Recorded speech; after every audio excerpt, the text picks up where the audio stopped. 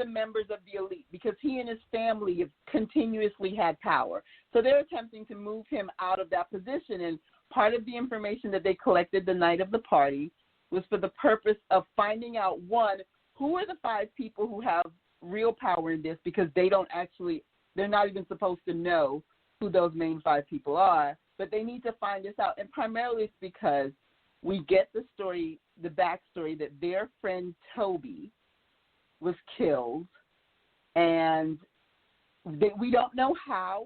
We just know that they blame the person in charge of the elite for their role in Toby's death. And what I thought was interesting, and I'm curious to hear what you guys think, their decision to go after vengeance for Toby came when Toby's sister arrived 10 years later after his death saying, you guys have gone on as usual, you guys have gotten rich, and my brother's been forgotten. So I am curious.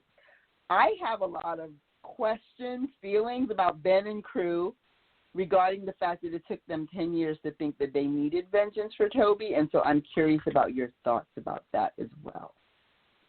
So I have mixed emotions on this. And the reason why is because, you know, this book is told in 3 parts. And so there's a lot that isn't revealed in the portion of the book that we read.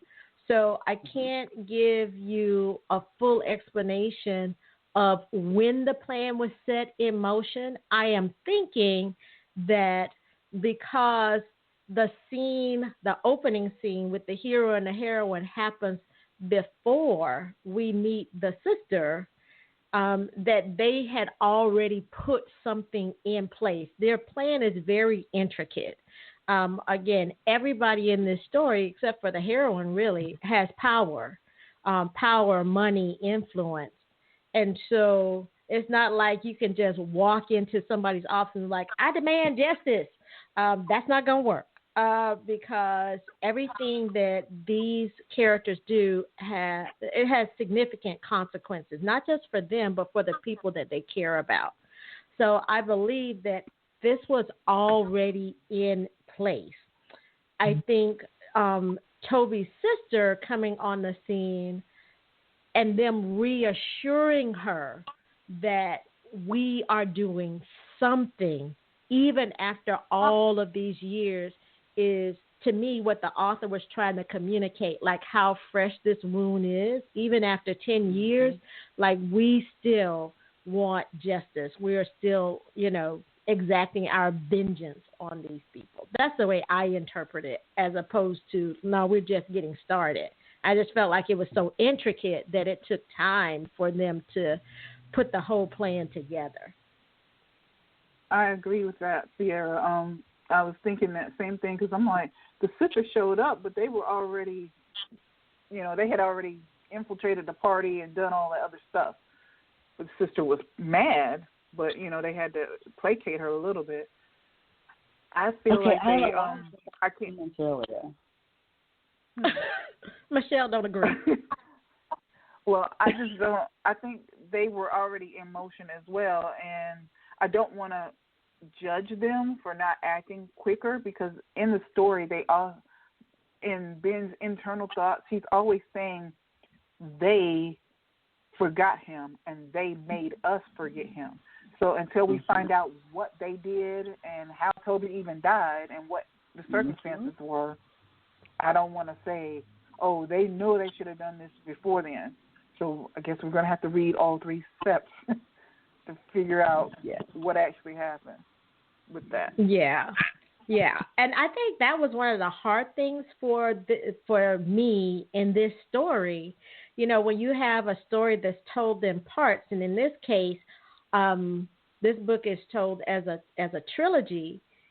It's hard once you get into a story and all the pieces aren't in that first part. They're like, okay, let me hang in there and see how much of the puzzle the author is going to reveal to us. Now, in this case, I think Nana did a good job of, setting this story up. But for me as a reader, like there are a lot of pieces to the puzzle that aren't there. So readers, listeners know that she's going to take you on a ride with these characters. Like, you're going to be with them for a while because she's laying out the puzzle pieces, but they're all spread out. It's not the puzzle that everything's locking into place in Big Ben's story. It's like all the pieces may be on the table, but you don't know quite how they fit together. At least that's the way I saw it. No, I 100% agree with you, because we're introduced to the idea that her own mother was in the midst of a mystery of a woman who disappeared. So we've got a woman who disappeared, which left you wondering, well, were the muggings related to Ben, or were the muggings related to a completely different thing? And we know that there was never any resolution, but that her mom started to find information. And so there's that story going on. There's, along with not knowing what happened to Toby, I can't help but wonder if maybe just the way in which at one point he is, the gentleman who is running the elite pretty much corners him and says, I know what you're up to. And I couldn't help but thinking there's a break in the armor. Someone is talking outside of their somebody group, leaks, and they're not safe. They're not nearly as safe as they think they are. And is his name Lycan? I can't say his name. Forgive me. The gentleman who's running the elite, but he actually makes several threats. Thank you. He makes several threats, not only against Ben, Olivia, and I couldn't help but wonder if they didn't know about the information that Ben picked up and passed to her. Why do they automatically assume that she is someone that they can threaten to get to him? And so there's several different things going on here where I don't think that Ben's circle is as closed as he thinks it is. I also don't think that the death of Toby by itself is the only mystery that we're attempting to solve. And so there's so many questions about which direction, because we're being diverted, and then they need the help of the most powerful member of the five in the elite, and he asks them for the impossible in order to get his support. And I can't wait to see what happens for them to attempt to get the support, because Ben automatically says, oh, this is impossible. But he's like, but yeah, I'll get back to you. I'm going to take care of that. And I kept thinking, woo, you are making a lot of promises. You barely got that lady to give you back that that lipstick, and you are making a lot of promises. So, yeah. Absolutely. There are so many layers to this story.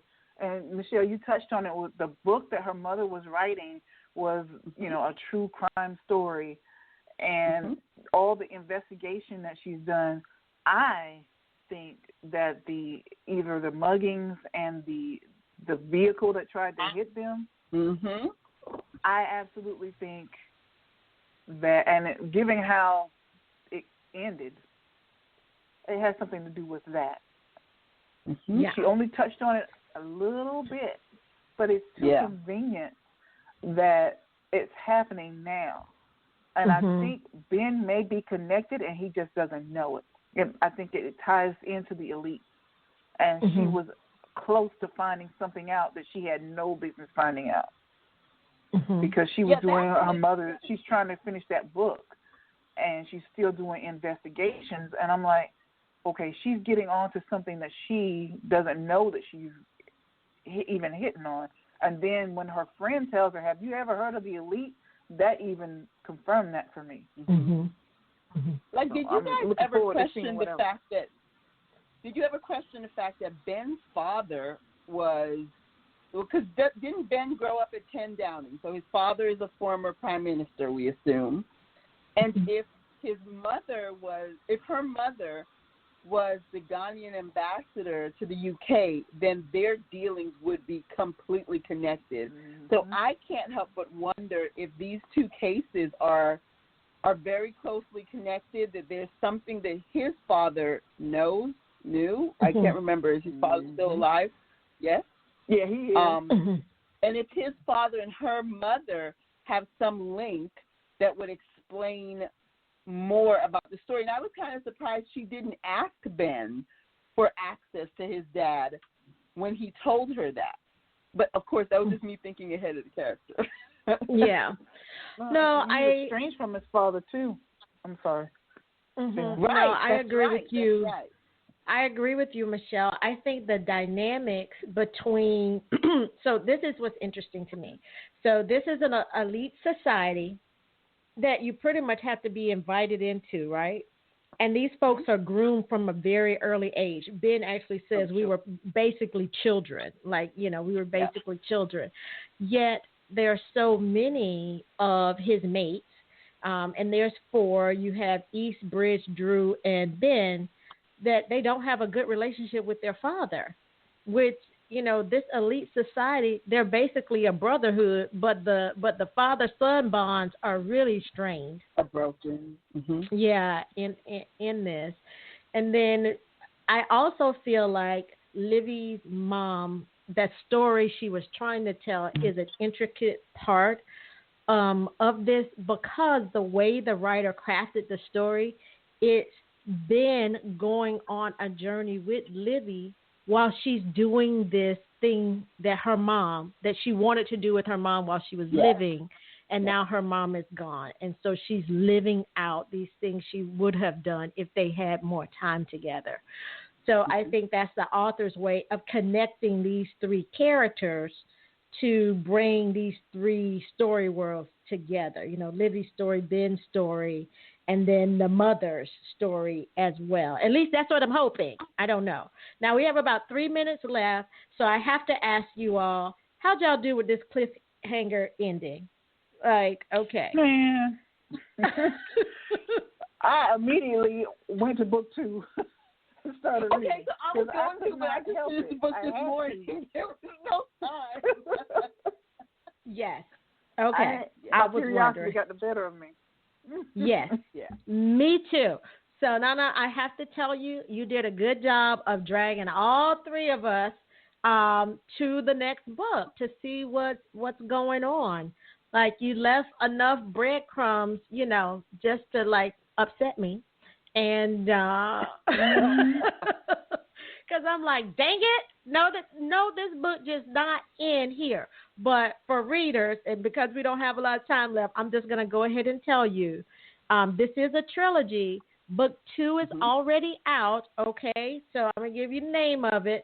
So the Benefactor is already available. It came out in June. And then book 3, the last book in the trilogy, For Her Benefit, comes out in 2 days. Yes, you heard it, in 2 days.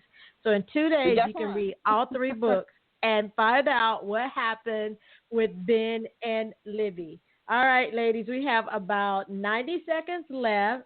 So I am going to go ahead and wrap up and just say thank you all so much for joining us here on Women on Words for August Book of the Month, Now Malone's Big Ben. Okay, so go ahead, follow Women on Words on Blog Talk Radio. You can follow us on Instagram, on Facebook, and join us this coming on the 25th. We'll have author Inez Johnson on the show, and she's going to talk about her books, sci-fi, urban fantasy, and how to make money as an indie author. Thank you so much for joining us. Until next time, be awesome, be amazing, be wild. Thanks, ladies. Thank you. All right, have a good one. Bye, everybody.